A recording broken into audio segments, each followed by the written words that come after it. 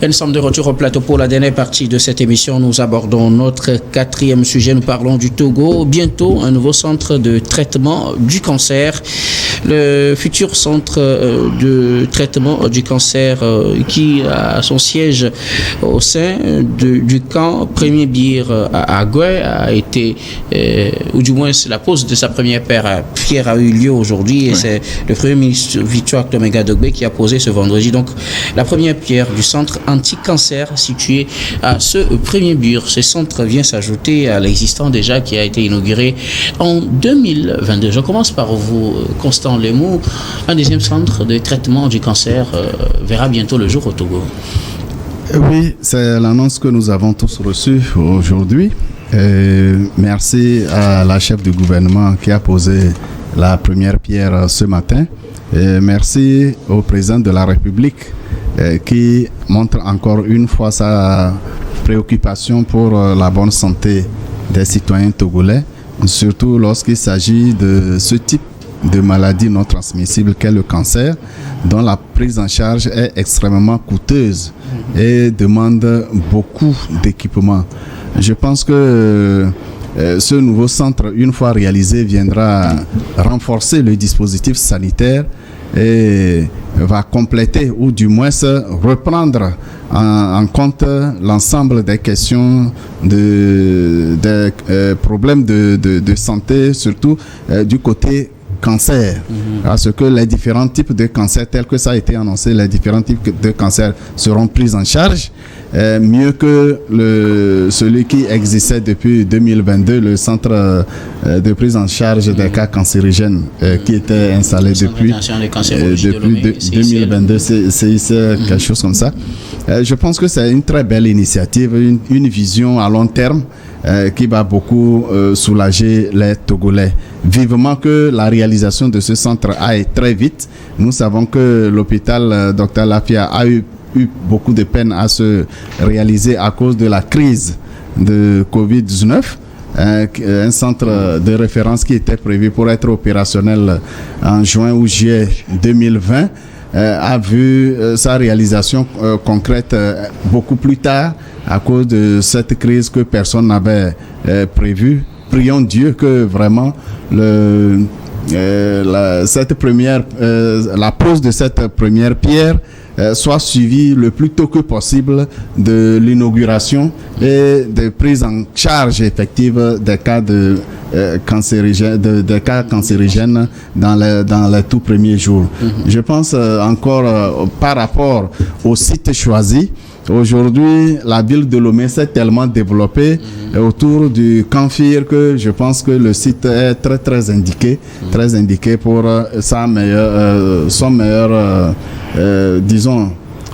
pour permettre aux populations d'accéder plus facilement, parce que du côté Agoué, très peu de structures sanitaires de haut niveau se trouvent, alors qu'il y a une très forte concentration humaine dans cette zone. Ok, merci beaucoup. Je reviendrai à vous tout à l'heure puisque vous parlez du centre, justement, de son site. On reviendra là-dessus tout à l'heure, mais bien avant, Gabin, le Togo aura bientôt un nouveau centre de traitement du cancer.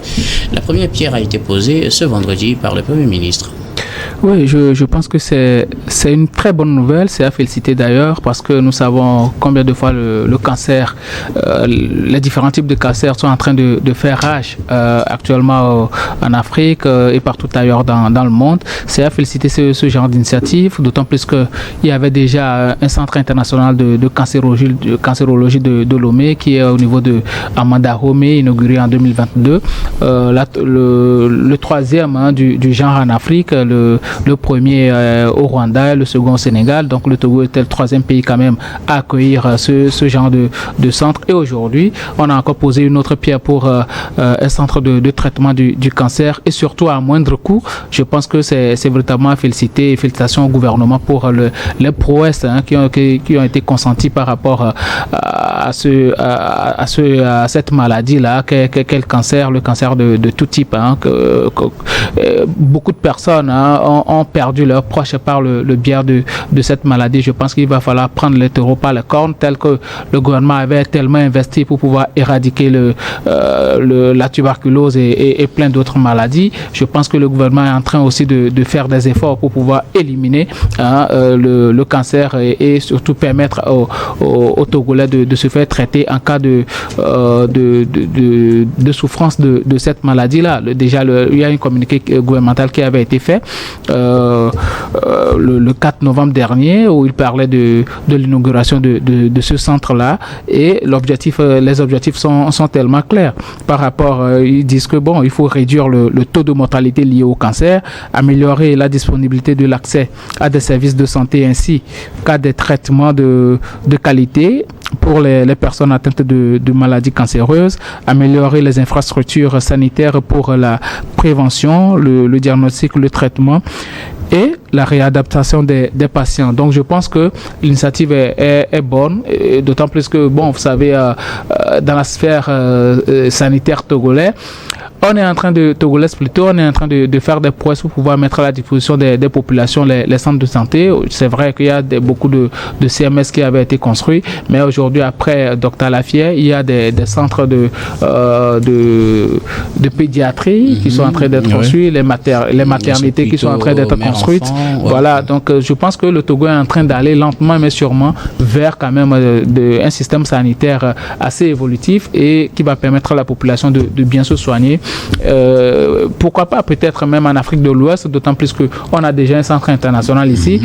Il y aura beaucoup d'Africains et autres là qui vont venir se soigner parce que ce centre-là n'existe pas dans beaucoup de pays. Et il n'y a pas que le centre, il faut des spécialistes parce qu'il ne sert à rien de construire un hôpital spécialisé sans avoir des spécialistes pour ce genre de situation. Donc, si le gouvernement a pris assez de temps pour pouvoir construire ce centre de traitement-là, ça veut dire qu'ils ont eu le temps pour former les spécialistes pour pouvoir traiter, dépister aussi les maladies du cancer. Donc, c'est une initiative à féliciter. Il va falloir qu'on encourage quand même ces initiatives-là et surtout en prenant soin de ce qui va être construit. Et c'est vrai, on ne sait pas par rapport au délai de construction, mais on va exhorter le gouvernement à faire en sorte que ça se passe très vite pour que les populations, ceux-là qui souffrent de cancer, parce que beaucoup de personnes souffrent de cancer, il suffit juste de voir Octobre Rose, tout ce qui s'est passé. Actuellement, nous sommes en novembre bleu avec le cancer de prostate. Il faut inciter les gens à aller quelle couleur? Décembre, c'est pour le sida. Donc actuellement, il faut inciter les gens, les hommes. C'est vrai, la maladie masculine sont très, très, très négligées par rapport à la communication. Aujourd'hui, il faut inciter les gens à aller se faire dépister pour ce cancer de prostate-là. Le dépistage, c'est le plus important parce qu'il faut essayer d'éviter la maladie. Maintenant, si par la force des choses, tu arrives à faire la maladie, c'est là que tu seras obligé de te faire traiter. Mais déjà, moi, je suis très heureux par rapport à la pose de cette première pierre-là parce que ça va aider ceux-là qui souffrent de cette maladie et qui sont obligés d'aller dans des centres de santé en Afrique centrale, en Italie et autres là pour se faire traiter, de se faire traiter au pays et surtout à moindre coût. Merci beaucoup à vous, Gabin Adjao. Alors, Prosper Aboklou, le Premier ministre vient d'inaugurer un nouveau centre de traitement du cancer à Lomé. C'est au camp Premier Bir, ce qu'on connaît sous le nom Canfir. Oui, l'initiative, l'initiative elle est bonne, elle est louable. Sauf que souvent, quand on annonce, je dirais, ces projets, souvent ça appartient aux plus riches. Le cas de l'hôpital Dr Lafié, et là, ceux qui y vont, ce n'est pas permis à tout le monde. Moi, je crois quand même que la lutte que l'État mène, la plupart du temps, ma conception des choses, c'est vers les démunis. Mais c'est dans l'employabilité, l'utilisation des structures qu'on trouve cette disparité-là, où ceux qui animent les choses mettent plus le profit devant et non aider les populations démunies. Parce que le cancer, ça n'attaque pas que les riches. Oui. Donc, la plupart du temps, il faut qu'on mette en place des mécanismes qui permettent à ce que tout le monde ait accès favorable à ces centres-là. Parce que c'est-à-dire que le coût soit accessible à tout le monde. Qu'on mette même en place des structures qui puissent aider ceux qui n'en ont pas, les pauvres, à y accéder également. Parce que la plupart du temps, la place est laissée. Quand on met en place ces structures-là, c'est comme ça. Ceux qui vont dans certaines structures sanitaires en parlent. Quand vous n'avez pas d'argent, vous arrivez là-bas, c'est-à-dire que psychologiquement, vous êtes déjà mort. Maintenant, le cancer, moi je crois que Gabriel l'a dit tout à l'heure, il faut insister sur le dépistage, la prévention. C'est-à-dire qu'on ne doit pas construire les structures pour la guérison, comme premier objectif, mais d'abord pour la prévention. Le dépistage, qu'est-ce qu'il faut faire? Et créer des structures pour la formation en tant que telle, parce qu'on ne va pas nous dire qu'on attend un docteur, un cancérologue qui doit venir de Paris, qui doit venir d'Italie, qui doit venir d'ici, c'est lui qu'on a consulté, et on prend rendez-vous pour qu'il arrive pour le faire. Non, il faut qu'on en arrive, que nos universités, que nos écoles supérieures, que ce soit public ou privé, créent de ces entités-là pour la formation. Et ça doit commencer par le bas niveau. Sérieux la connaissance pour pouvoir arriver là. Donc moi je crois quand même que souvent c'est des trucs qui sont faits comment on appelle à grand coup médiatique, mais après on arrête là. L'État fait des efforts, mais ceux qui doivent suivre qu'on appelle ces projets là souvent font preuve de laxisme. On a vu parfois des inaugurations qui sont faites et après la suite c'est un chaos, absence totale donc d'initiative. Et ça, je crois quand même que nous devons lutter contre ça. L'initiative est bonne. Si elle n'était pas bonne, Madame la Première ministre, à l'absence du président de la République, ne peut pas aller. Elle a été déléguée. Ça veut dire que le projet est déjà construit et il fallait tout simplement le mettre sur le terrain, que nous voyons cela, et mettre en place les garde-fous nécessaires. Qu'on ne mette pas en place des structures qui, je le répète, qui profitent seulement à ceux qui ont de l'argent.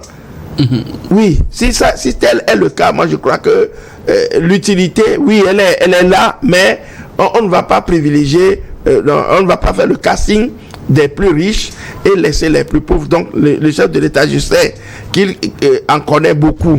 Le gouvernement est mis en place pour pouvoir, dans son devoir régalien, aider les populations. Il faut que cette aide-là aille vraiment à ces gens-là. Donc pour moi, la guérison, plutôt la prévention, le dépistage, tout ça là, on doit s'assurer là-dessus et mettre en place la main-d'œuvre nécessaire pour pouvoir arriver à concevoir dans ce projet-là. Donc, tel doit être vraiment le leitmotiv sur lequel on doit se baser pour vraiment animer ce projet. Justement, vous parlez du dépistage, de la prévention.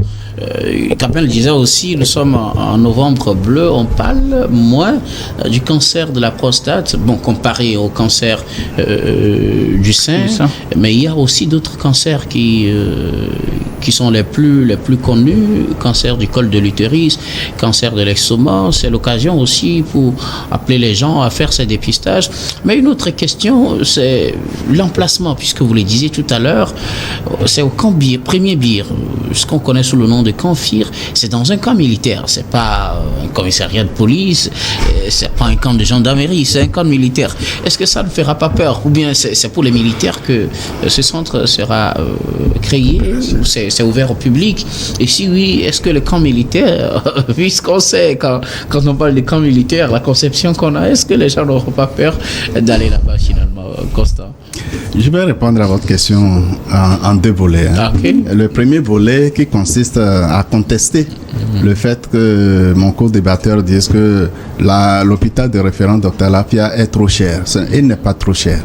Il suffit d'y aller, constater les qualités de soins et vous comprendrez que ce n'est pas du tout cher. Vous le dites par rapport à la qualité du soin, n'est-ce pas? Il faudrait constater l'affluence aussi pour constater que ce n'est pas trop cher. Enfin, c'est une question de sensibilisation sur notre propre santé. Vous avez parlé du dépistage. Il faut d'abord la sensibilisation. Sensibiliser les Togolais à inverser le sens des dépenses. Lorsque quelqu'un meurt alors qu'il pouvait être sauvé à coût de 100 000, son enterrement va coûter 1 million.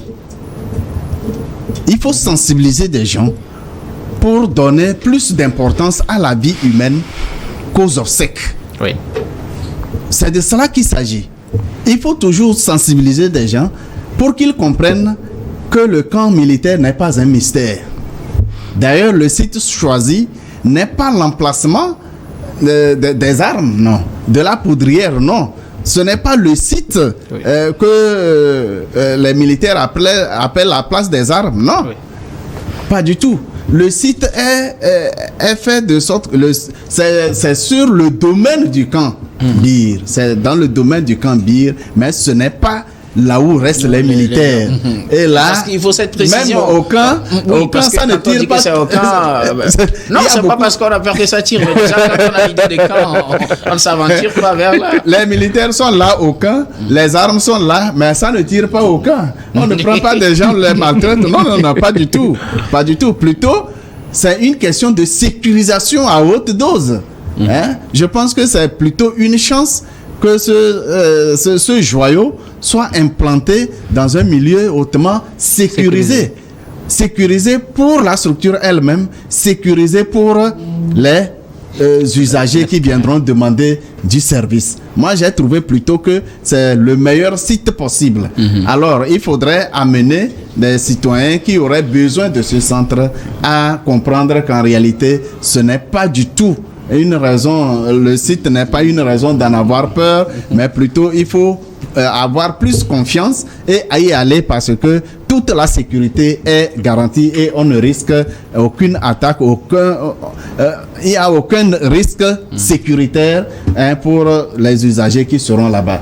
Encore une fois, de la sensibilisation. Lorsque vous allez dans certaines cliniques de Lomé, des cliniques de haut niveau, qui ont vraiment les équipements nécessaires, je vous jure qu'il faut avoir le double ou le triple des frais de Dr Lafia pour avoir accès à ces cliniques-là. Bien sûr. Donc, Dr Lafia n'est pas du tout cher. Il faut y aller parce que notre santé prime sur tout. Il faut nous aimer vivants et non aimer dépenser pour les morts. Merci. Ils n'en ont pas besoin. Merci beaucoup à vous. Alors, Constant Lemou, Gabriel Adjaro, je disais tout à l'heure qu'il faut accentuer la communication, la sensibilisation sur les autres formes de cancer, parce qu'en octobre, on voit souvent qu'on parle beaucoup plus du cancer du sein, mais en novembre bleu, quelques rares le connaissent, et décembre, je demandais tout à l'heure la couleur, on ne sait pas, pour les autres, on ne sait pas s'il y a un mois dédié et tout. Et aussi, l'autre aspect de ma question, cela concernera l'emplacement même de ce centre de traitement de cancer dans un camp militaire. Est-ce que vous estimez, tout comme Constant Lemou, que ça ne va pas faire peur aux gens, que c'est pas là où on dépose les armes, donc faut pas qu'on ait peur, parce que dans l'entendement, quand on dit que quelque chose se trouve dans un camp militaire, on ne s'aventure pas souvent là-bas régulièrement. Oui, normalement, si ça devait représenter un danger, l'État ne s'aventurerait pas. Normalement, c'est à l'État de dire que non, ça représente un danger. Mais si l'État même a jugé bon d'aller implanter cette structure-là là-bas, ça veut dire qu'il n'y a pas de danger. Et encore, il y a un message qui est caché derrière. Les militaires, avant tout, ce sont nos frères, ce sont nos sœurs. On collabore avec eux, on habite les mêmes maisons avec eux, on mange ensemble. Eux aussi, ils tombent malades. Et on connaît tout le sérieux qui entoure quand même les camps militaires. Et quand nous prenons quand même le CHU de Tokoin, Sylvanus Olympio, ben, quand vous prenez le pavillon militaire, vous voyez tout le sérieux qui entoure quand même cet hôpital-là. Ça veut dire que les militaires prennent les choses avec soin. Et il y a aussi des médecins militaires. Donc peut-être que pour le traitement de cette maladie-là, ce sont des militaires qui ont été formés spécialement pour le traitement de cette maladie. Peut-être bien. Donc du coup, il faut mettre la structure dans un centre qui sera bien protégé, où il y aura une certaine discipline pour permettre qu'il n'y ait pas de gravitage, parce que la plupart du temps, on dénonce beaucoup de choses dans nos centres hospitaliers universitaires, des mauvais comportements de certains médecins et autres là, on dénonce ça tout le temps. Donc aujourd'hui, il faut implanter la structure dans un environnement qui pourra permettre aux gens d'y aller en toute confiance et qu'il n'y ait pas de problème. Ceux qui ont fait le lycée de Tokoin, on savait très bien qu'on collaborait avec les militaires. On passait même dans un camp pour aller manger du veille de l'autre côté. Donc, ça ne posait de problème à personne. Maintenant, on ne va pas construire l'hôpital au niveau de la Poudrière, comme l'a dit Constant Lemou. On ne va pas construire l'hôpital en face même de là où il y a le magasin des armes. Hein. Donc, je pense qu'il y a les dispositions qui ont été prises. Maintenant, concernant le docteur Lafier, c'est vrai que le citoyen lambda, à un moment donné, peut dire que non, ce sont des riches qui vont là-bas, mais il faut voir tous les fonds qui ont été mis en place pour pouvoir construire cet hôpital-là, les matériaux qui sont là-bas, et l'infrastructure même. Il ne faut pas détruire ça aussi, parce que ça aussi, c'est de l'entretien.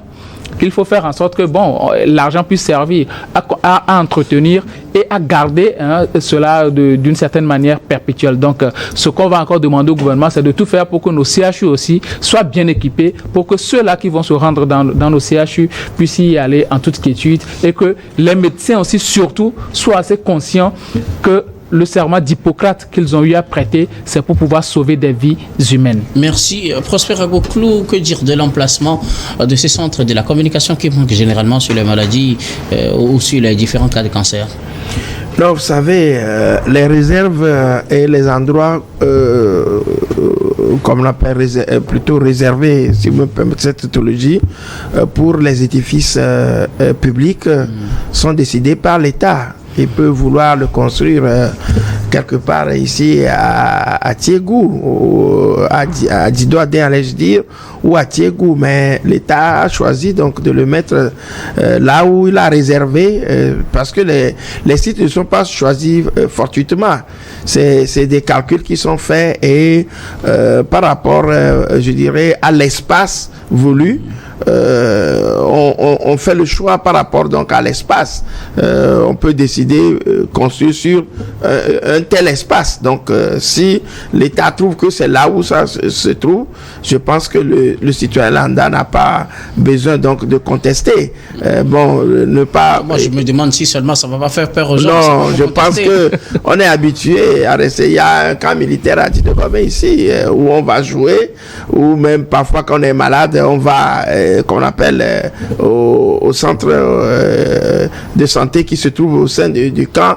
Et quand vous arrivez, même moi je crois quand même que même les militaires, les corps habillés reçoivent mieux que souvent les civils. Les civils, oui. Quand vous arrivez au niveau du camp, vous transportez un enfant sur une moto ou bien dans un véhicule, il faut voir l'empressement par lequel ils ouvrent la porte pour faire intégrer. Mais allez un peu dans les centres de santé publique, vous allez comprendre que ce n'est pas la même chose. Donc je crois que le choix de l'emplacement n'est pas problème. Bon, maintenant il faut qu'on arrive à construire. Et pour finir, je voudrais lever l'équivoque que la cherté dépend de la bourse de chacun. La cherté dépend de la bourse de chacun. Voyez, donc c'est ce qui prévaut. C'est pourquoi moi je dis peut-être qu'on cherche aussi des palliatifs. Quand tout le monde vient, qu'on le rassure que oui, tu peux. Bon, pourquoi ne pas créer même des crédits pour ça? On peut se soigner à crédit également et après venir. Il y a l'assurance seulement qui a du boulot. Il y a la mue qui n'aura pas de maison. L'assurance est là maintenant. Donc je crois que on peut arriver à régler tous les problèmes. Merci beaucoup à vous tous pour vos contributions. Nous arrivons pratiquement à la fin de ce numéro de Regards croisés, mais avant de nous séparer, notre habituel dernier tour de table, ce sera pour vos mots de fin sur un sujet de votre choix. Je commence par vous, Gabin Adjaro. Oui, c'est mon sujet de choix, c'est par rapport à la vie chère. Il va falloir que le gouvernement essaie un tant soit peu de subventionner les produits de première nécessité parce que ça devient de plus en plus coriace pour les Togolais d'arriver quand même à manger 3 fois par jour, je dirais même 2 fois par jour parce que c'est assez compliqué. L'huile au marché actuellement, c'est plus de 28 000 francs. Hein. Les prix des denrées de première nécessité, vraiment ça flambe à chaque moment. Le prix du gaz butane, on n'en parle même plus, donc du coup, tout, j'exhorte le gouvernement à faire en sorte que les populations puissent arriver quand même à profiter de leurs 52 500 francs. Merci beaucoup à vous tous pour vos contributions. Merci à Gabin Adjaro, vous êtes juriste et directeur des cabinets Juris Consulting. Merci d'être passé sur ce plateau. Merci, docteur. Prosper Aboclou, vos mots de fin. Non, moi, je suis comme on l'appelle, un dossier sportif. Je voulais tout simplement parler donc du tournoi Fraternité Ghetto conçu par la fondation Fadi de l'honorable Germain Ona, qui rassemble donc les ghettos en matière de foot pour pouvoir les éduquer, apporter un certain nombre d'informations à la population. Donc demain, ce sera l'apothéose. La compétition qui a démarré depuis le 10 août dernier se termine demain avec la grande finale au stade municipal de Lomé, avec en trompe le défilé de toutes les équipes et 2 matchs à l'appui qui opposent Katanga FC du Port à Lyon de Legbasito pour la finale. Mais avant cela, il y a la petite finale qui se joue entre Kamablazo de Diekonakwe et Leader Foot d'Apelébim. Donc toute la population y est invitée pour regarder les ghettos et sortir de la tête la marginalisation qu'on a de ces populations. Merci beaucoup à vous, Prosper Aboclou. Vous êtes journaliste et analyste politique. Merci d'être passé sur ce plateau. Merci pour m'avoir donné la parole. Constant Lemou, vos mots de fin. Mon mot de fin porte sur notre structure de santé qui vient à être renforcée lorsque le nouveau centre de santé sera réalisé. Vivement que de pareilles structures soient aussi réalisées à l'intérieur du pays, parce que la population en a besoin partout. Il ne faut pas qu'on quitte les fins fonds du pays pour venir à Lomé pour se faire prendre en charge, parce que seul Lomé a la structure pour éviter la macrocéphalie en matière d'aménagement du territoire. Il faut créer de pareilles structures à l'intérieur du pays. Toutes les populations en ont besoin. Que Dieu bénisse le Togo et que les ressources puissent servir, puissent suffire pour maintenir la paix. Effectivement, j'ai été surpris que malgré la question de sécurité qui coûte très cher, surtout dans la partie septentrionale de notre pays, eh bien, le gouvernement a pu lancer ce projet pour être réalisé. Vraiment, félicitations au président de la République et Madame le Premier ministre et tout l'ensemble du gouvernement et tous les décideurs. Vivement que de pareilles structures se réalisent partout dans notre pays. Merci beaucoup. Merci beaucoup. À vous, Constant Lemou, merci d'être passé sur ce plateau. Vous êtes analyste politique. Merci. Tout le plaisir a été pour moi d'être invité. Merci à mes co-débatteurs et à l'audience de New World Info. Merci beaucoup. Disons un grand merci à toutes les équipes techniques et rédactionnelles qui nous ont aidés à préparer et à présenter cette émission. Merci à Clesson Pignanga à la réalisation, à Gaston Afano, Senyo Wampa à la diffusion, à Rebecca Vessou et Stéphane Courneau à la caméra, et surtout à vous, très chers téléspectateurs, de nous avoir suivis. C'est la fin de ce numéro du programme du soir de ce jour et de toute cette semaine. Je vous retrouve la semaine prochaine avec le même plaisir pour d'autres numéros.